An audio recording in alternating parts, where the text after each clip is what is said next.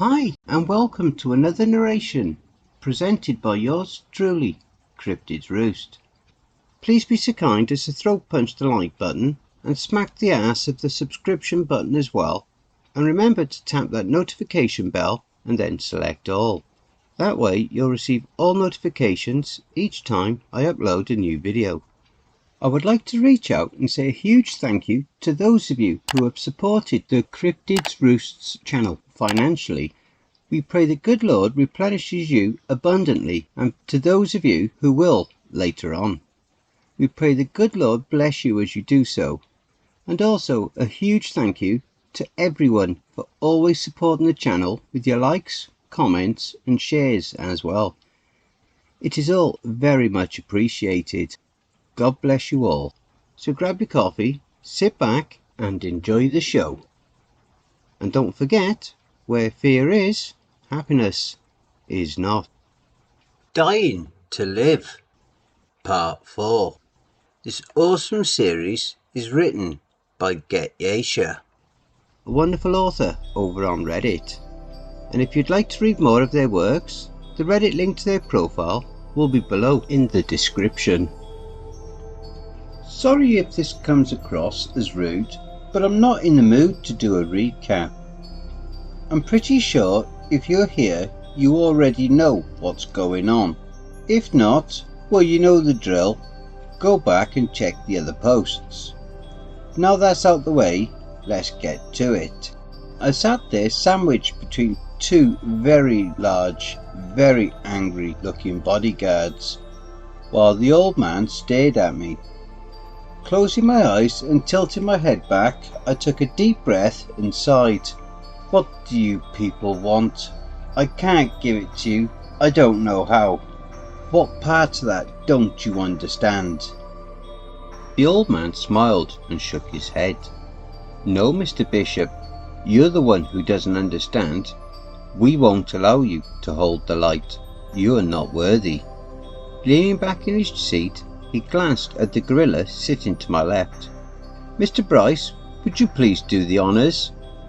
Before I could react, he grabbed me by the head and snapped my neck. That wasn't the worst part of it though. I didn't die. Instead, I was paralysed, forced to listen to him talk. He genuinely laughed and clapped his hands at the sight of me slouched down in my seat. That was fantastic. And look, he's still conscious. You, sir, are an artist. Turning his attention back to me, he tilted his head to the side to look me in the eye. Fresh meat always tastes better. Eventually they pulled over and stuffed me in the trunk. The funny thing is, the instant it slammed shut, my body started moving on its own. The first thing it did was crack my neck back into place. I couldn't feel it, but I heard it. Next, I watched myself somehow kick the trunk open on the first try before diving out, crash landing on the concrete. I tumbled shredded skin and breaking bones for a few seconds before a car came along and put me out of my misery. It felt like I was only in darkness for a minute or two. When I opened my eyes, I was lying in a ditch listening to screams and sirens. The car that hit me lost control and caused a pile-up on the highway. In all of the commotion, no one noticed me. Well, almost no one. There was this huge woman sitting on a stretcher, bleeding from a huge gash in her forehead. Her eyes were empty. It felt like she was looking through me instead of at me. When I got up, she mimicked me, standing next to the stretcher. She copied my every move till I started to walk away. Then she smiled and ran towards me. That's when I realised no one else could see her. Backing away, I tripped over something and fell. Before I could get up, she was on me, screaming, "You shouldn't see me!" It seemed so real. She smelt like rotten meat and hot tar. But the second she touched me, she vanished. It took a second to compose myself, get up and start walking. Seeing all of those wrecked cars, instantly reminded me of the van and my money. Shit. I ran all the way back to where we'd been run off the road. The van was there, but Paula and my cash were gone. The time I spent hitchhiking my way back to Floral was strange, to say the least. Almost an hour in, I spotted someone walking towards me in the distance. Picking up my speed, I moved over to on the path so we could pass it one another. When I did, the guy purposely stepped over to get in my way. Thinking it might have been a coincidence, I switched sides again, and he mimicked my every move. I stopped, and of course, so did he. I couldn't get a good look at him because we were still pretty far apart. Taking a deep breath, I looked around till I found an old vodka bottle. As far as weapons go, it would have to do. The more I walked, I started to realise we weren't getting any closer to each other. I stopped again and waved the bottle. So did he. What the hell is this? Tossing it aside, I nodded my head, then took off running directly at him. The distance didn't change. I charged full speed ahead till I ran out of breath. Standing there gasping for air, I glanced back over my shoulder and spotted a Chevy speeding my way. Quickly getting myself together, I stood up straight and tried to flag them down.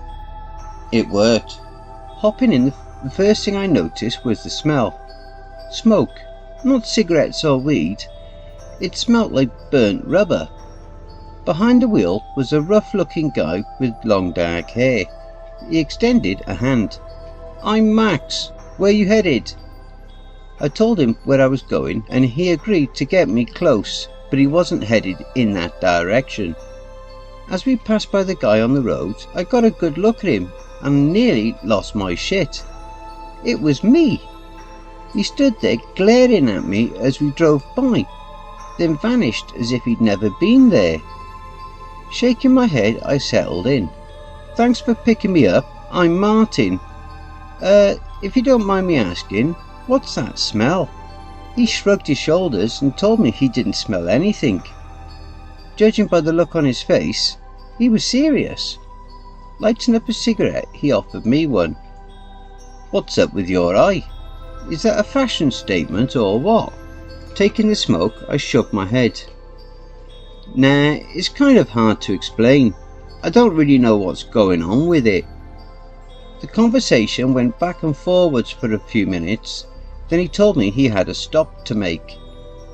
We pulled off the road at a place called Lucy's Diner. The strange thing is, I didn't remember passing it on the way out. Max insisted we both get out to the car, but I stayed outside in the parking lot. I was standing there for a while trying to figure out where Paula might have gone when I heard dogs barking. Now normally I wouldn't have thought much about it, but something about it just seemed wrong. After a few minutes, Max came strolling back. I glanced over his shoulder and spotted a tall, dark-haired woman watching us from the window. She was smiling at first, then we locked eyes and her expression changed. She tilted her head to the side, almost as if she was sizing me up. Nodding, she flashed a smile and waved, just as Max unlocked the car. Considering this was none of my business, I didn't bother asking. I got in and we drove away. There was this moment I glanced in the side view mirror and I could have sworn she was standing by the side of the road, watching us. Picking up on my curiosity, Max chuckled. "I wouldn't think too hard about her if I were you. She's got a nasty habit of being in all the wrong places at all the wrong times. That chick's pure evil." He mashed down on the accelerator as we tore down the highway. It wasn't long before we were pulling into a gas station in Callahan, just off the 301. Max stopped the car and gave me a nod. "Well, pal, this is as far as I go. Good luck." I nodded and got out, looking around as I closed the door, and stepped away. I stepped back to thank him again, but the car was gone. Confused by what just happened, I stood there for a second before checking my pockets. Luckily for me, I'd stuffed a couple of bills away, so I wasn't flat broke, but I had to find Paula. Walking along the 301, I came to a shitty little motel called the Royal Inn. I needed some time to come up with a plan and stay out of sight. It was better than nothing. Once I had the room, I cranked up the AC and laid across the bed, and for the first time in days I was able to fall asleep. By the time I woke up, the sun was setting. Getting out of bed, I stood stretching for a second before stepping over to the sink. When I caught my reflection in the mirror, my body instantly went numb and I froze in place. I hardly recognised myself. My solid black eye now had webs of dark veins spreading down my cheek and up my forehead. The scars that covered the rest of my face made me look like a lunatic. My hair was long, my beard was thick, and my clothes were a dirty mess. Then my reflection moved without me. It raised his hand and tapped on the mirror, then tilted his head to the side, looking at me for a moment, before smiling. Shaking his head, he looked around the room, then back at me. "It's about time. Clean yourself up. We have work to do." With that, he stepped back in position to match me, and I was back in control of my body. My first reaction was to turn and dart for the door, but the second I touched the knob, I went numb. My body stopped, turned around and stepped back over to the mirror. My reflection shot me an aggravated look, then quickly motioned his head towards the wall on my left. My body turned and head-butted the sheetrock, but just before it made contact, it gave me control. My head smacked against it and I stumbled back, covering my face with my hands. Fuck! My body didn't go numb, but my reflection tapped on the glass to get my attention. "We don't have time for this. I need you to listen. You can't keep dying. There's only so much I can fix. Sooner or later, I'll be forced out and you'll die for good. We both know that's not what you want. So stop being stupid, clean yourself up, and let's go." Out of everything I'd been through, this was the straw that broke the camel's back. I stood there staring at my reflection, completely stupefied, partially terrified and absolutely fed up. "No, you're not real. None of this is real. I'm standing here talking to..." Pounded his fist against the glass. The me in the mirror shouted my name. "Martin! Snap out of it! The old man's going to eat you to get to me, and it doesn't work. It never works. We both end up inside him, and that ends badly every time. Forget the girl, forget the money. We have to keep moving." Maybe it was the fact that my reflection was talking back, or maybe I completely lost my mind, but those words did something to me. Without another thought, I showered, but I still needed fresh clothes. I threw on what I had and left the room once it was dark out. My first stop was the vending machines near the end of the walkway. Watching the parking lot, I made my way over and I bought a soda. As I took my first sip, I spotted one of the housekeepers checking the rooms. I waved to her and calmly made my way over. When she got a look at my face, she seemed to get a little nervous. Trying to get her to relax, I stepped back a little before I spoke up. "I'm sorry, I don't mean to bother you, but would you know where I could get some clothes? I have a little money, I just don't know where to go." Still a little apprehensive, she looked me over, then glanced around. "For $20, I'll let you go through the stuff people have left behind. Take what you want, but don't be greedy." It was a good offer. I waited for her to finish a room, then she took me to the lost and found. It was a small closet in the maintenance room, but it was like a tiny store. I was able to get a backpack, some decent clothes and a travelling kit with electric clippers. When I was done, I went back to my room, shaved and changed, then hit the road. My first order of business was a ride. Hitchhiking was risky at best, so I wandered around till I found a place called Coastal Construction and stole a car from the parking lot. Once I was on the road, I glanced in the rear view, expecting to see my reflection doing something crazy, but it didn't. Stopping at a light, I looked to my left and saw a boy standing on the corner watching me. At first glance, I didn't notice he was crying, but the moment I realised it, he turned and ran away. I sat there for a while before the light changed, and as I pulled out onto the intersection, the sound of an engine roaring sent a chill through my body.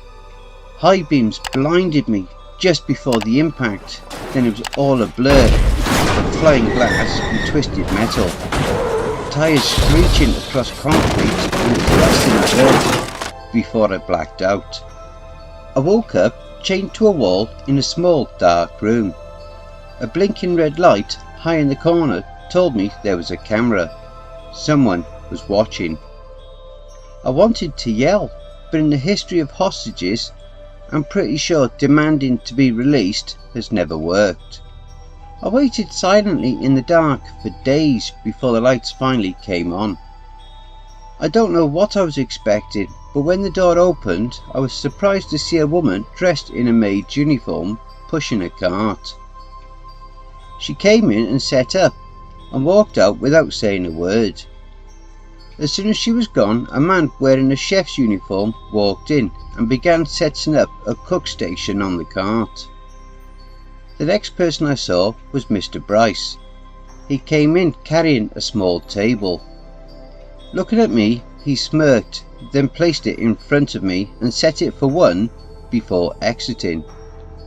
Last but not least, the old man walked in and took his seat. He motioned to the chef, who immediately began sharpening a carving knife, and then he focused on me. "You surprised me, Martin. I have to admit that doesn't happen very often. Nevertheless, here we are." He paused to unfold his napkin, placing it in his lap, then arranged his silverware before smirking at me. "Shall we begin?" The chef stepped over to me and cut my shirt open. I couldn't contain myself. "It's not gonna work. You're wasting your time.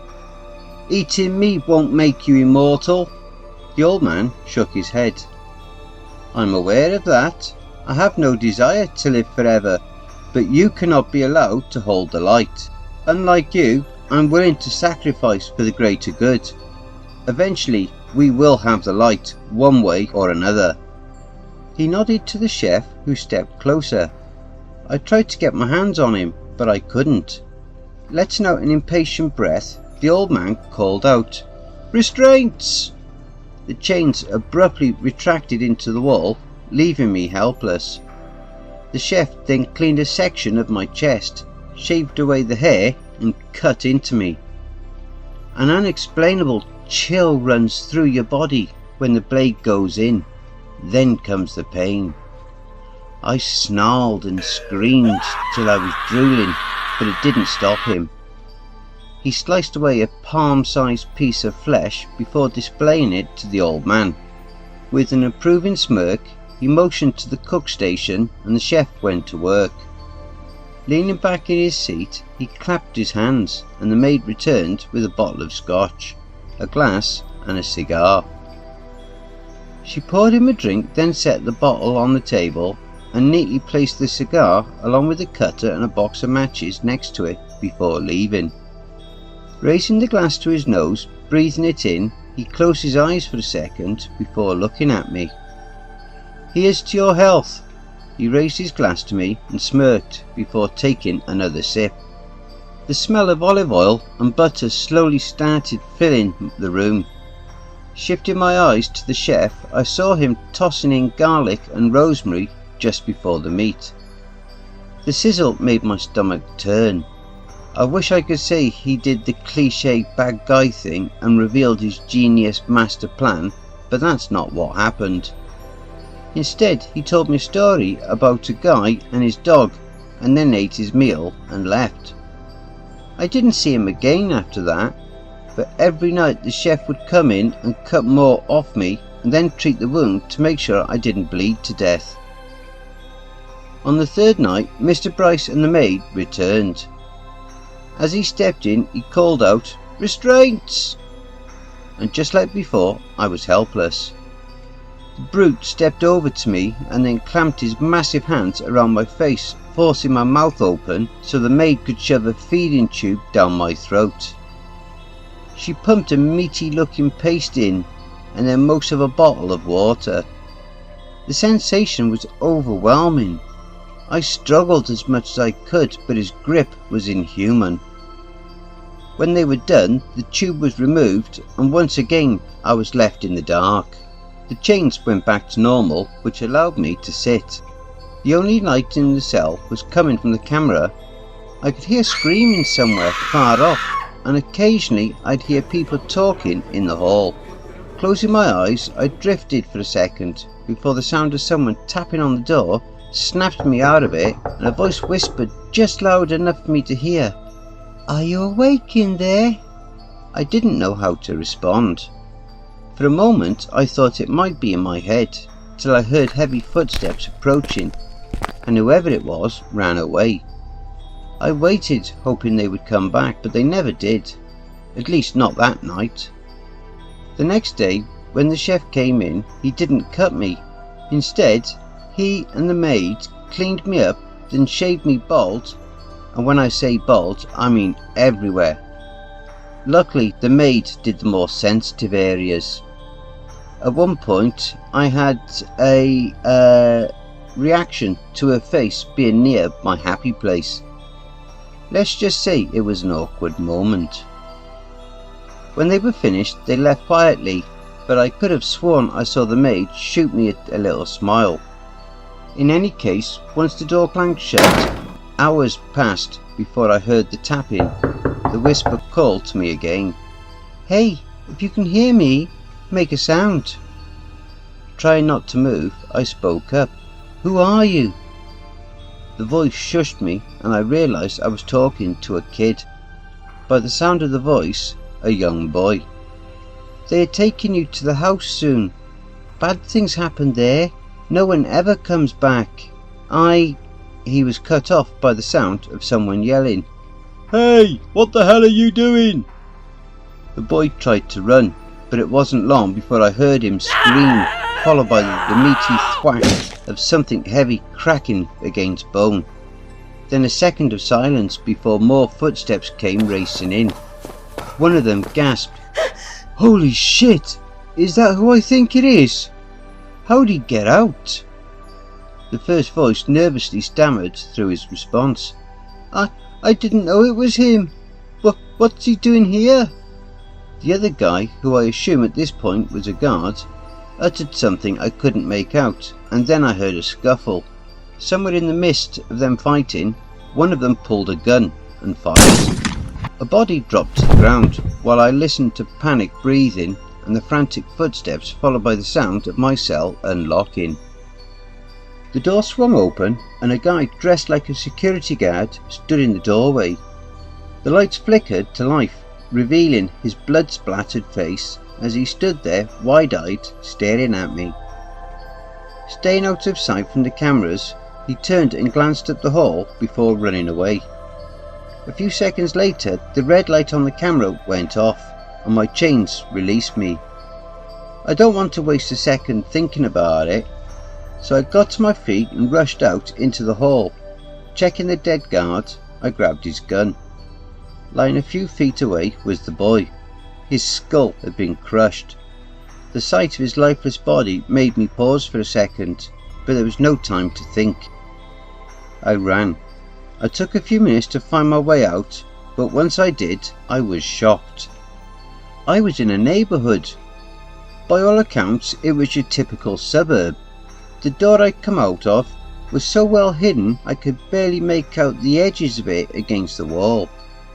I stood there for a moment trying to get my bearings. I had no clue where I was or how far I was from the main highway. Stepping back to take a look at the building, I realised it was a community centre, almost identical to the one they'd kidnapped me from when I'd met Gary. Jesus, who are these people? I muttered under my breath, as a voice called out from behind me, "He's over here!" I spun around, spotting another security guard rushing towards me. Without thinking, I raised the gun, pointed at him, but he didn't stop. "Stay back!" I yelled, hoping he would buy my bluff. He didn't. Instead, he reached for his own, and I was left with no choice. In that moment, I wished the thing inside me would have taken over, but it didn't. I had to do this myself. Pulling that trigger was a lot easier than it should have been.